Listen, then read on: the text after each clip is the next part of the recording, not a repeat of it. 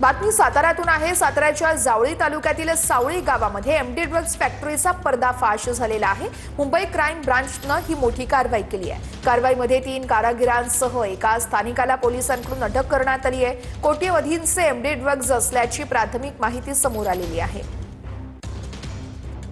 या संपूर्ण प्रकारावरती अंबादास दानवे यांनी काय ट्विट केलं आपण पाहतोय। सातारामध्ये एमडी ड्रग्ज तयार करणारा कारखाना उजेडात आला।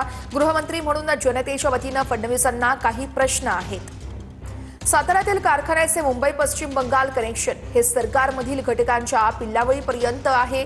हे सत्य आहे का? एका विशिष्ट पक्षाचं साताऱ्यावरती वर्चस्व आहे म्हणून या कारखान्याला अभय होतं का? महाराष्ट्राला यामुळे उडता महाराष्ट्र का म्हणू नये? म्हशीच्या गोठ्यात ड्रग्ज तयारी करण्याची ही प्रक्रिया कधीपासून सुरू होती, असाही सवाल अंबादास दानवे यांनी उपस्थित केलेला आहे। या संदर्भात आमच्या प्रतिनिधींनी अधिक माहिती घेतली, ती आपण बघूया।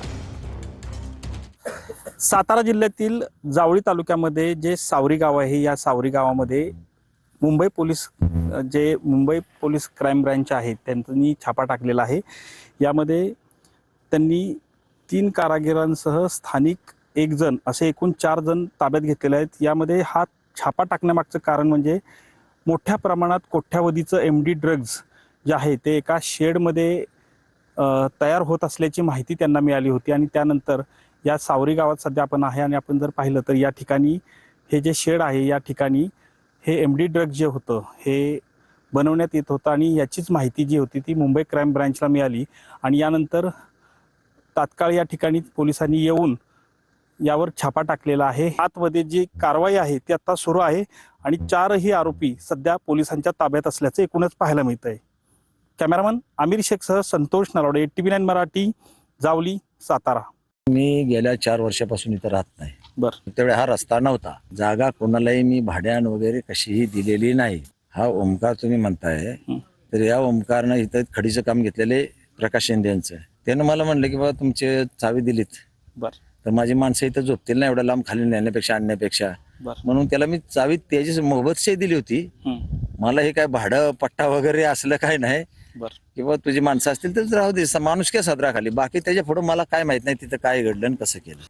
आता घर घेणाऱ्यांसाठी एक अतिशय आनंदाची बातमी आहे। सिडकोच्या घरांच्या किमती 10% कमी करण्याचा निर्णय घेण्यात आलाय। उपमुख्यमंत्री एकनाथ शिंदे यांनी विधान परिषदेत तशी घोषणा केली आहे। EWS आणि LIG या प्रवर्गातील नागरिकांना याचा मोठा फायदा होणार आहे। तब्बल 17,000 घरांच्या किमती कमी होणार असल्याचं कळतंय। खारघर, वाशी, खारकोपर, तळोजा, उलवे तसेच कळंबोली, कामोठे आणि पनवेलमधील घरांच्या किमतीही कमी होणार आहेत। सिडकोतर्फे नवी मुंबईतील खारघर, वाशी, खारकोपर, तळोजा, उलवे, कळंबोली, कामोठे, पनवेल या परिसरामध्ये 17,000 घरं बांधण्यात आली आहेत। त्या घरांची लॉटरी प्रक्रिया पुढील 2 महिन्यात पूर्ण करण्यात येणार आहे। प्रधानमंत्री नरेंद्र मोदीजी यांच्या संकल्पनेतील हाऊसिंग फॉर ऑल या धोरणाला चालना मिळून परवडणाऱ्या घरांची संख्या आपल्याला वाढवतोय आणि त्यांना दर्जेदार घरं मिळतील यासाठी आपण EWS आणि LIG दोन्हीमध्ये 10% आपण रक्कम कमी करतोय आणि 10% त्याच्यामध्ये सूट देऊन या ठिकाणी त्यांना ज्या आता रक्कमा ज्या आहेत त्या 10%ने शशिकांतजी कमी करून घेण्याचा निर्णय